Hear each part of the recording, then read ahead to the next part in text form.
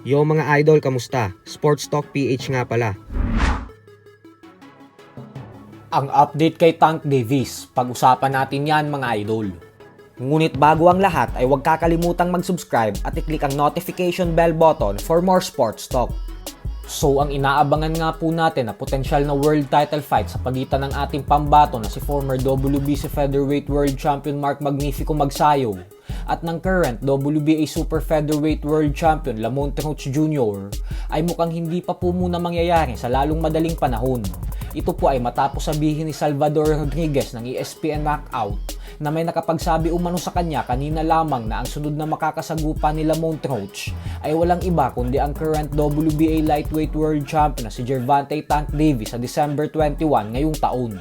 Bukod dyan ay isang double header daw ang event na ito dahil magsisilbi umanong co-main event sa Davis vs Roach ang former two-time super middleweight world champion David Benavidez, kung saan haharapin naman ito ang knockout artist na si Jesse Hart. May record na 30 wins with 24 knockouts sa 3 talo lamang.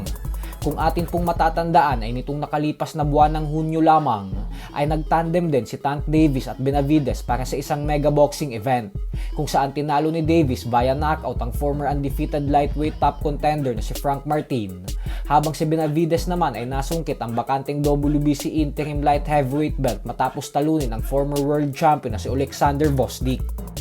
Subalit hindi nga po naging masaya ang mga banyagang boxing fans sa balitang lalabanan ni Davis sa Lamont Roach Jr. sa kabila ng isang world champion din ito. Yan po ay dahil isang malaking mismatch na naman daw ang kampiyon na ito para kay Davis. Gawa ng nasa mas mababang dibisyon umano ito at aakyat lang ng timbang para kay Davis. Wala daw itong pinagkaiba sa naging laban ni Tank kontra sa former 4 Division World Champion Leo Santa Cruz, kung saan bagamat isang legendary Mexican fighter ito, ay masyado din itong maliit at napilitan lang din umakyat ng dibisyon para sa laban nila at ang resulta ay natulog ito sa round 6 ng kanilang bakbakan. Ang gustong makita ng mga fans na makasagupa ni Davis ay ang kapwa niya undefeated world champion ng dibisyon na si Shakur Stevenson. Kung atin pong matatandaan ay mismong ang batikang promoter na po na si Bob Arum na ang nagsabi nitong nakalipas na buwan lamang na makikita na daw natin na magtuo si Davis at Stevenson sa lalong madaling panahon. Subalit sa kasamaang palad nga po ay naging malayo ito sa katotohanan matapos hindi magkasundo ng dalawang kampyon sa negosasyon.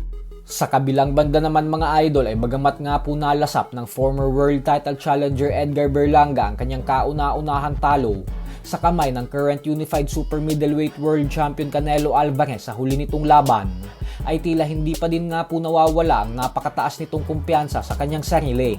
Ito po ay matapos sabihin ni Berlanga sa kanyang latest interview na binabalak niya umanong umakyat sa heavyweight division. Paliwanag ni Berlanga na gusto niya daw talagang lumaban sa pinakamabigat na dibisyon ng boxing at makaharap ang former two-time heavyweight world champion Anthony Joshua. Nang sa ganun umano ay masubukan niya daw ang tunay na tibay niya. So hanggang dito na lang po muna tayo mga idol.